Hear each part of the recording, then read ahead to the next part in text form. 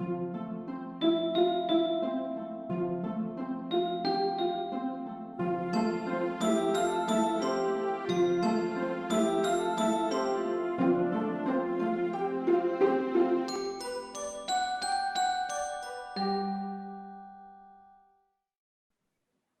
are listening to Seniors Junction podcast. Your hosts today, Namrata Bagaria and myself, Paul Merkley, co-founders of Seniors Junction. Our special guests today, both of them founding members of the Wisdom Exchange Project, Lauren Béchard and Danielle D'Amico. Welcome. Hi, Paul. Thanks so much. Thank you. Awesome. Tell us a bit about yourself and about the project, what you do. Yeah, for sure. I will get started. So my name is Lauren Béchard. I'm a PhD student at the University of Waterloo in Ontario, Canada. And in my research, I study how lifestyle factors like physical activity and social activity can help prevent dementia and help people to live well with dementia. And as a kind of offshoot from that, I am one of the founding members of the Wisdom Exchange Project, like you mentioned.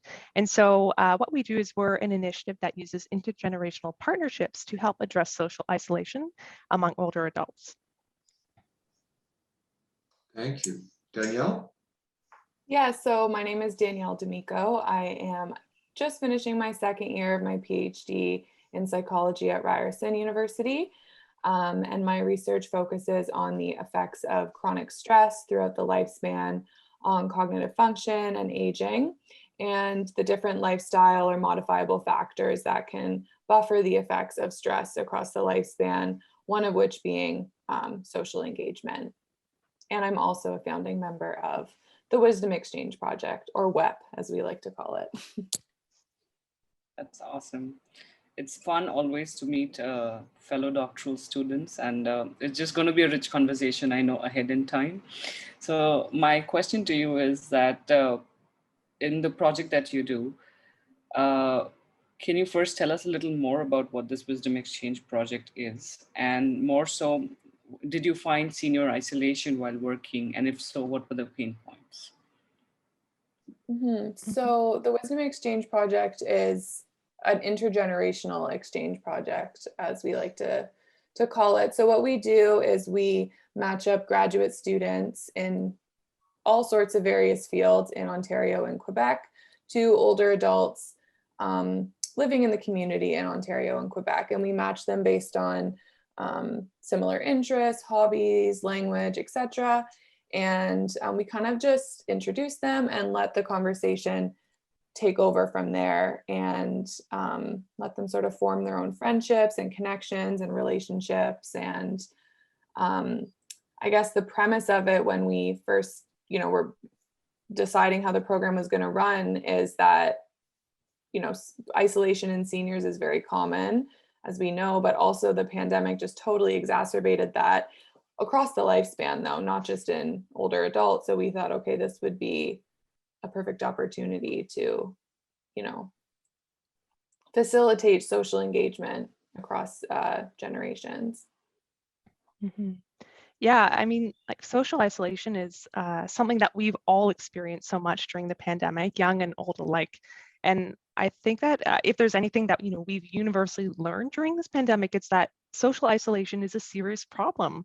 So what we're hoping is that we can all kind of remember how this social isolation has felt as the pandemic starts to hopefully ebb, and use this as kind of a way to build empathy for people who will continue to experience social isolation beyond the COVID-19 pandemic. And so, while the Wisdom Exchange Project was initially started to address that problem that we were all experiencing more kind of earlier on in the pandemic, we're hoping that it will continue to be a useful program, and there's definitely a need for it as we all kind of start to reemerge a bit. And one of the big challenges with social isolation is it's a bit of a boogeyman problem. Like, unless you're in it or you provide programs and services to seniors, you don't really see it unless it's right in front of you. And it's easy to turn a blind eye to it when it's not immediately in front of you. And so that's why I think, something like the Wisdom Exchange Project, where we're keeping the pressure on social isolation, and what you guys are doing with the Seniors Junction as well, keeping this at the forefront of people's minds is so important.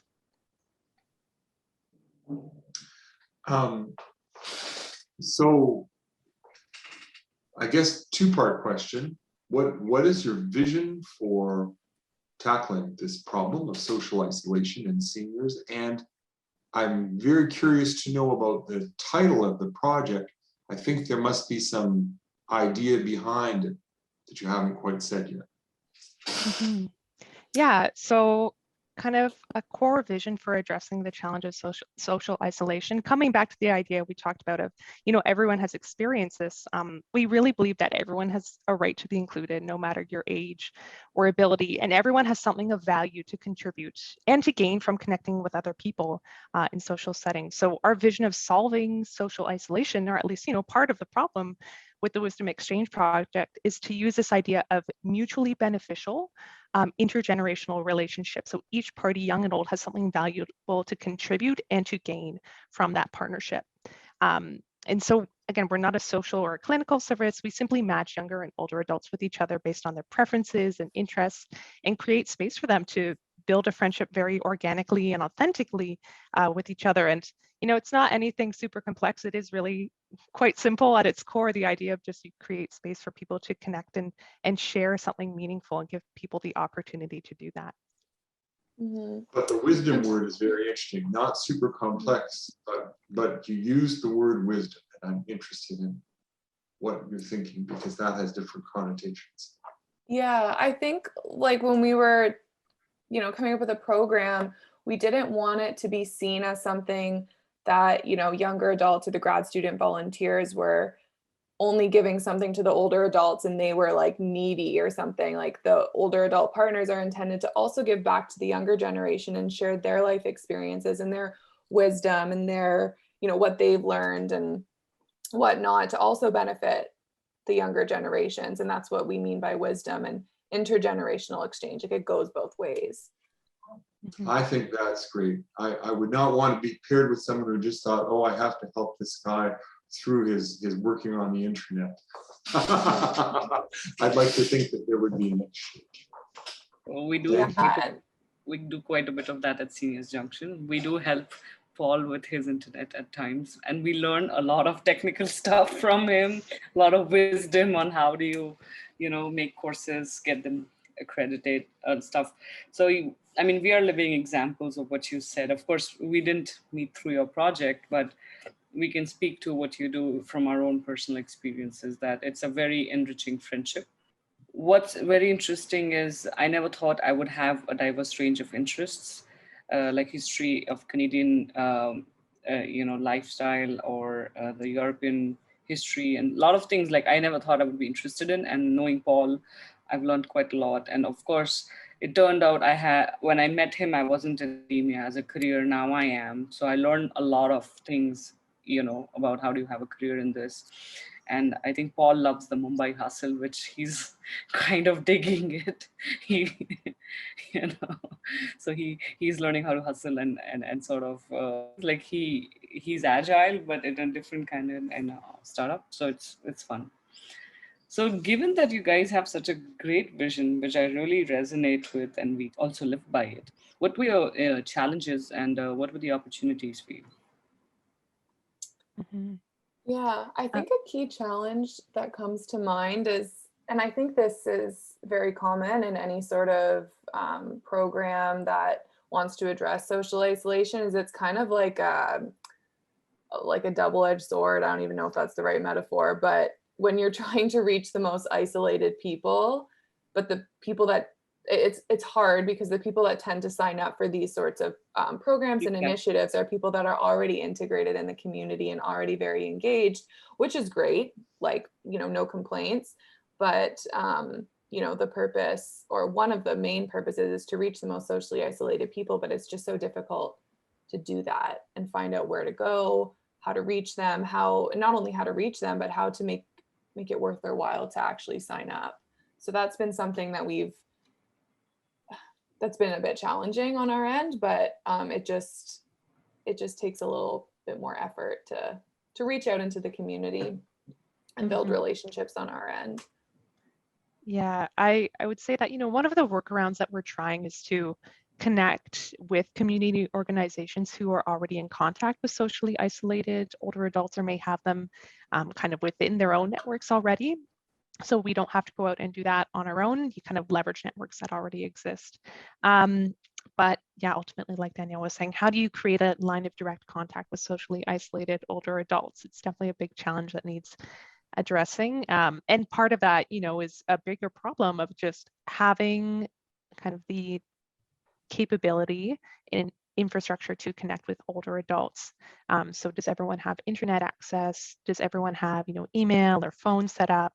Because those are like the really more isolated individuals who could potentially benefit from a program like this. Mm-hmm. Mm-hmm. So knowing a bit about what we do and from your experience, what advice would you have for a company like ours? Mm-hmm. I'd say kind of two main pieces of advice here. One would be to take a team approach. Definitely, it looks like you two have a wonderful tag team approach going on, so I don't know that you need that already, but beyond your team as well, there are so many other organizations and individuals working in this space trying to tackle social isolation because it is such a big problem. So for yourselves or anyone like you, just taking the time to see what other organizations are doing and how you can work with what already exists in the ecosystem of services to create something of value. We've worked with organizations to develop our training materials who already offer similar programs, sharing tips and advice on how to offer this kind of a program, as well as, connecting with the overflow of people that they have from their program and they just can't potentially service. Just because a service or a program or a platform already exists, it doesn't mean there isn't room for more or what you're creating. I promise you there is room and there is need for everyone here in this space. And the other piece is just to stick with it. Tackling social isolation is not a quick win. It takes time to build up trust in relationships with your community and your partners, but in the end, you're going to have a really meaningful impact that will make your patients worth it. And Danielle, what do you think? I completely agree with everything Lauren said, especially using a team approach, even just within the Wisdom Exchange Project, all of us involved. I mean, we come from relatively similar backgrounds. We're all in grad school and loosely in the field of aging, but we all sort of bring a different perspective, different experience to the table. And it kind of, we need to rely on each other and utilize each other's strengths. And that really is what gets us through, because there are some times when we have meetings and we're like, not frustrated, but it can be challenging, like we mentioned, but we all just sort of get through it together. Yeah, I think that's good advice. Like this podcast was an effort for us to actually get to know people in the community who are doing similar work like yourselves. So I would say, and shamelessly so, like please pass on the other ones that they're doing if we don't know, if we've not already met them, because sometimes we don't know everybody, or maybe they know us and they don't know us through somebody, so we can get more people to share. So our idea was to put it all together as a podcast, and hopefully even get it disseminated. So the challenge for us is actually getting seniors to listen to the podcasts. We do have that's our numbers show that, and we get feedback regularly via emails. We're doing a summit. So the summit is another thing we're doing, and I think you guys got an email from me. At least Lauren must have it, and she can forward it to others. It's an invite-only summit, and that's coming up. So we're trying to, like we said, do a little bit of ecosystem mapping, because it's going to be a marketplace approach for social isolation down the line. It's not going to be, even if it's personalized, that's fine, but it's marketplace as a business model, because everybody's needs are different, and there's no one company which can solve it, because it's such a multi-pronged disease which needs a multi-pronged disease is a strong word, but I would say, because I think I train as a doctor, sometimes I use wrong words, I'm sorry. So I think it's a multi-pronged challenge. It's a social challenge. It's a societal challenge, and the disease is an outcome of this challenge. It exacerbates it. A lot of people, dementia has gotten worse in the last 1 year for many people who have dementia, who've not communicated. Like we've heard so many guests saying the same things again and again.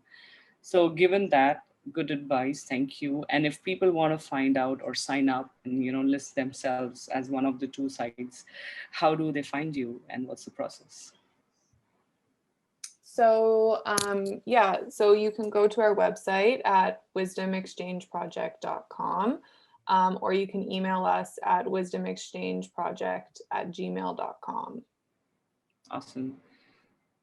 Thank you so much for this lovely Thank you very much. Thank you very much. Thank you, Thank you so much for having us. Thank and you. for all the work you're doing. It's wonderful. It's our pleasure. This is how we are not getting isolated in COVID, by talking to people. Otherwise, it's impossible to meet people, right? So this is our little thing for ourselves too, not just for the society. For me, That's it's my awesome. purpose. My purpose. Thank you. Awesome.